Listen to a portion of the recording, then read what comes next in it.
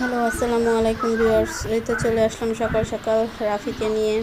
তো রাফির চুলগুলো অনেক বড় হয়ে গিয়েছে, তো আমি রাফির চুলগুলো কাটাতে সেলুনে চলে আসছি। তো চুলগুলো কাটাচ্ছি, তো মোটেও চুল কাটতে রাজি না, তারপরও কাটাচ্ছি। ও বলতেছে কাটবে না, বাট আমি কি করব, অনেক গরম পড়েছে, গরমে ঘামে, প্রচণ্ড ঘামে, ঠান্ডা লাগে, কাশি, এমনিতেই এখন করোনার সমস্যা। তো এর জন্য যতটুকু ঠান্ডা থেকে বাঁচা যায় ততটুকুই ভালো। তো এর জন্য আমি বলছি আসো, এমনিতেই ছোট করে দেব, কিন্তু ও জানে না ঝড়ের ন্যাড়া করে দেব।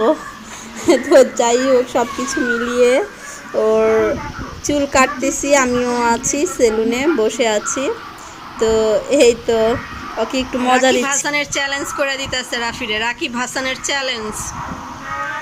হ্যাঁ, রাকিব হাসান এরকম চ্যালেঞ্জ করলো না কয়দিন আগে, সেই একটা চ্যালেঞ্জ হচ্ছে রাফির জন্য।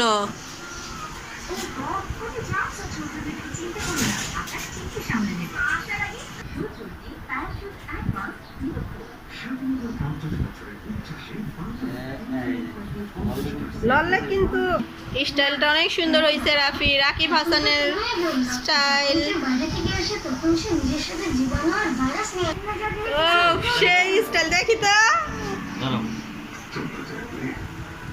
সেই হয়েছে তো স্টাইলটা, হিরো একদম। রাকিব হাসান ঋতু করে দিয়েছে, আর মেহেদি এরকম হয়ে গেছে, স্পাইক করে দিয়েছে, স্পাইক পুরা কাটা হয়ে গেছে। এই তো স্টাইল শেষ, অনেক সুন্দর হয়েছে। এখন ঠিক আছে রাফি? বলে কপালটা থুবাই রইছে রে।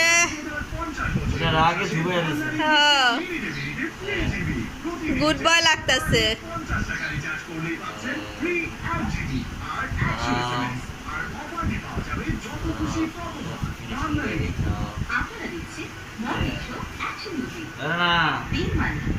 অনেক সুন্দর হয়েছে বাবা। তো এবার শেষ হয়ে গেছে পুরো মাথায়।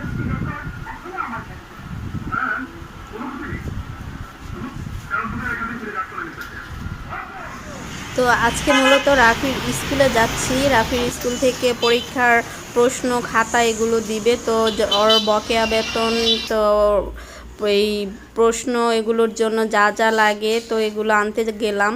তো স্যার দেখতেছে, দেখে ওর প্রশ্ন খাতা প্লাস হচ্ছে আপনার এই তো যা যা লাগে এগুলো দিয়ে বাসায় আবার পরীক্ষা দিয়ে এই খাতাগুলো ফিল আপ করে পরীক্ষা দিতে হবে বাসার ম্যামের কাছে, তারপর আবার এনে স্কুলে জমা দিতে হবে। এটা হচ্ছে বইয়ের মানে লাইব্রেরির মতো ছোট করে। তো আমাদের কাজ শেষ, এখন আমরা চলে যাব। সব কিছু নিয়ে নিয়েছি, স্যার সব কিছু দিয়ে দিয়েছে। তো স্কুলটা আমি একটু ঘুরে দেখাচ্ছি আপনাদের, বাহির থেকেও দেখাচ্ছে যে এটা হচ্ছে স্কুলের সামনে। তো স্কুল তো এখন বন্ধ, তাই স্কুল ড্রেস তো আর পরা লাগে না এখন। তো এই তো এখান দিয়ে প্রবেশ, স্কুলের প্রবেশ এখান দিয়েই করে প্রবেশ পথ। তো যেটাই হচ্ছে এই এখান দিয়ে যায়, তো এখান দিয়ে স্কুলের রুমগুলো ভিতরে, তো সেগুলো আমি আপনাদের মাঝে তুলে ধরতে পারলাম না। এই তো যা ছোট করে সামান্য ইয়ের মধ্যে আপনাদের দেখালাম যে এই তো, এর বেশি কিছু আসলে এখন স্কুল বন্ধ যেহেতু দেখাতে পারলাম না। এটা বাহির পথ, মানে বাহিরের বের হওয়ার পথ। তো এই তো বাসায় চলে যাচ্ছি, তারপর আবার আসছি আপনাদের মাঝে। তো আজকে আমরা আবার এই তো উত্তরপাড়া যাচ্ছি। এই তো যাওয়ার সময় আমাদের এই সম্পর্কে মামাদের দেখেন, মানে পাশের বাড়ি এই কি আর বলবো, মাহমুদুল মামাদের বাসায় এত সুন্দর কচু গাছ বুনেছে, এত বিশাল বিশাল যে দেখে আমি লোভ সামলাইতে পারলাম না, এটা আমার ক্যামেরায় বন্দি করে ফেললাম। আমার খুব ভালো লাগলো, মামাদের এত বড় বড় কচু গাছ আমি কখনো দেখি নাই, আমার চাইতেও বিশাল। তো আপনাদের মাঝে একটু তুলে ধরলাম। তো এ পর্যন্তই, আবার আসছি পরে। এখানে 1 কাপ ময়দা, 1 কাপ পরিমাণ ময়দা আর হচ্ছে লবণ, সাথে একটু তেল দেব, পরিমাণ মতো করেই দেব। আমি আসলে এটা দিয়ে কিমা পরোটা বানাবো ডিম দিয়ে। তো এখন এটা আলতো আলতো করে মিক্সড করব, যাতে তেলের সাথে ময়দাটা ভালো করে মিক্সড হয়। তারপর ভালো করে মিক্সড হলে এখানে অল্প অল্প করে একটু পানি ঢালবো। এটা ধরো তো রাফি, ধরে হ্যাঁ তুমি এখানে ধরে রাখো।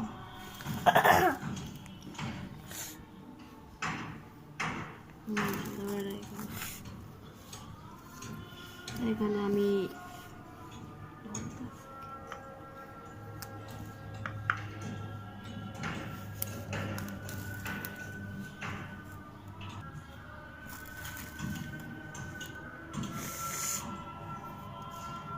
আমি অল্প কুসুম গরম পানি মিশাইলাম। অল্প অল্প করে পানি দিতে হবে আর ভালো করে মিশাতে হবে।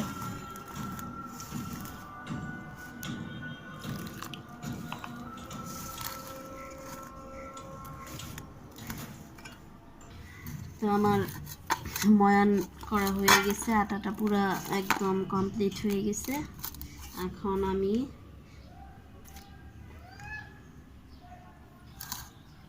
আমি একটু তেল হাতে নিয়ে ময়দার মধ্যে দিয়ে ঢেকে রাখবো, 1 ঘন্টা খানিক ঢেকে রাখবো। 1 ঘন্টা পর এটা আমি বানাবো। 1 ঘন্টা পর্যন্ত এটা এভাবে কিছু দিয়ে ঢাকনা দিয়ে ভালো করে ঢেকে রাখবো। তো 1 ঘন্টা পর আবার আসতেছি।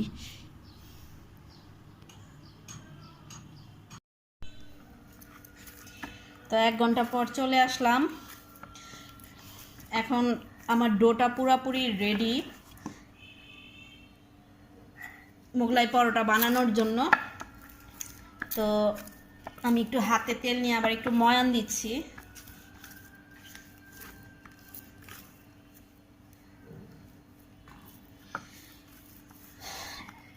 এখন বেলে রুটির মতো বানাবো, বড় পাতলা আকারে রুটির মতো বানাবো।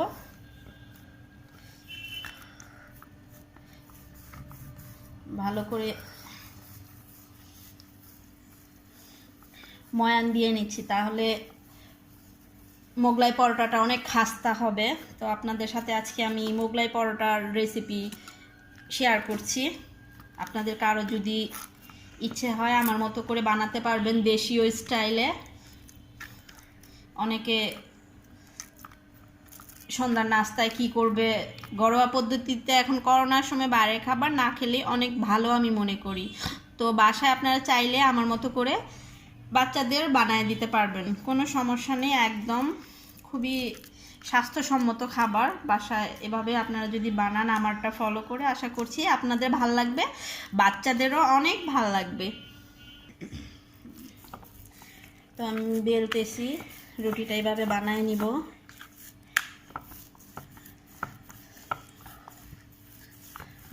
রুটি যত পাতলা হবে মোগলাই তত সুন্দর হবে। আজকে ক্যামেরা ধরেছে আমার ছেলে রাফি। তো ওকে বলেছি, বাবা তুমি ক্যামেরা ধরো, আমি তোমার জন্য নাস্তা বানাচ্ছি। তো এই আর কি, আমাদের দুইজনের জন্য মানে পারফেক্ট হবে।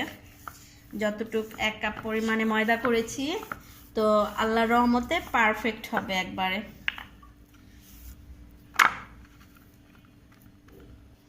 তো আমার রুটিটা পুরোপুরি বড় হয়ে গিয়েছে। এখন আমি এই যে এগুলো নিয়েছি, এখানে আছে আপনার পেঁয়াজ, এখানে আছে চাট মশলা, এখানে আছে লবণ, এখানে আছে কাঁচামরিচের পরিমাণ অনেক কম নিয়েছি কারণ রাফি এত ঝাল খেতে পারে না। তো আমি প্রথমে এই রুটিটার মধ্যে পেঁয়াজগুলো দিয়ে দেব একে একে। ডিমটা নিচে রাখি।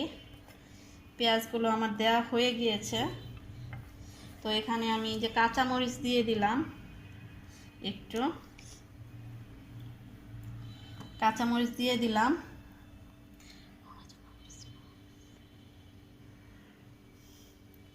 কাঁচামরিচ দিয়ে দিয়েছি, সাথে চাট মশলাও দিয়ে দিয়েছি এটা মজার জন্য।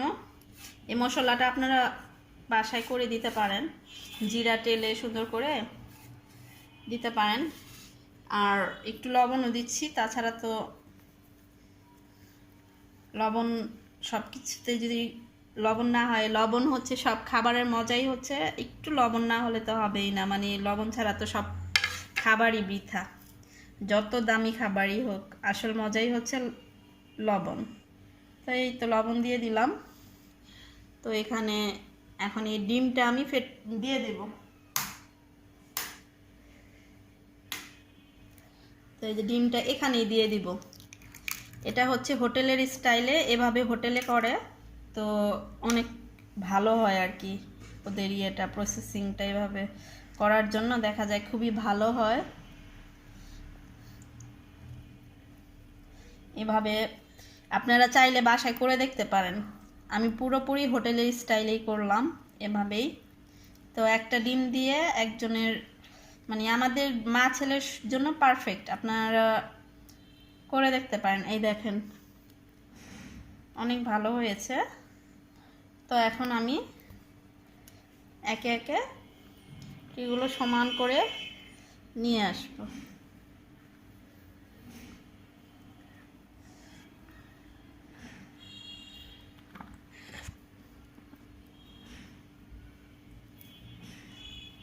তো এটা এই পরোটার আপনার এই দিকটা, এই যে এই জোড়াদার দিকগুলো আপনারা সব সময় যখন ভাজবেন, যখন ডুবো তেলে ভাজবেন, মনে রাখবেন এটা উল্টো করে দিবেন। হ্যাঁ, কারণ কি দেখা যায় যে তেল পেলে একদম খুলে যায়, তো এর জন্য আপনারা উল্টো করে দিবেন, তাহলে দেখবেন এই জোড়াগুলো খুলবে না। তো এখন বাজার পালা, কড়াইতে তেল দিয়ে দিয়েছি, তেলটা গরম হলে পরোটা এক্ষুনি দিয়ে দিচ্ছি। তো দেখতেই পাচ্ছেন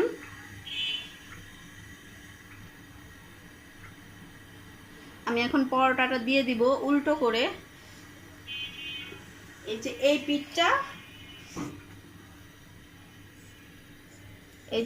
পিঠটা, এই পরোটার এই পিঠটা উল্টো করে দিব, যাতে আমার জোড়াগুলো না খুলে যায়।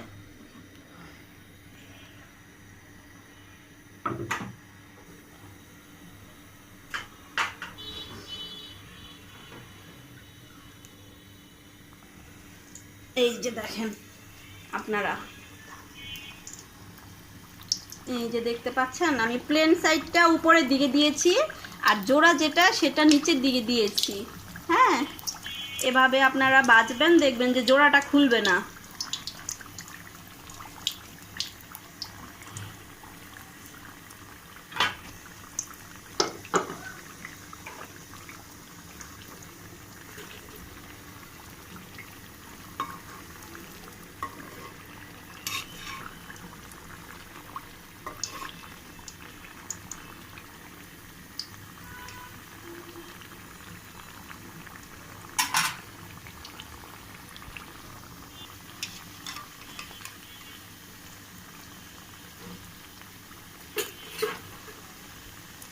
তো আমি আরেকটা চামিচ নিয়ে নিলাম, তাছাড়া আসলে একটা দিয়ে আপনারা উল্টানোর চেষ্টা করবেন না।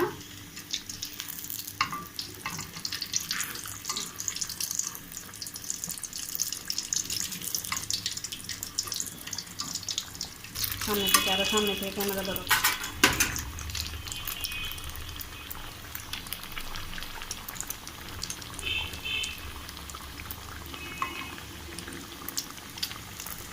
দেখতেই পাচ্ছেন অনেক ক্রিস্পি হয়েছে।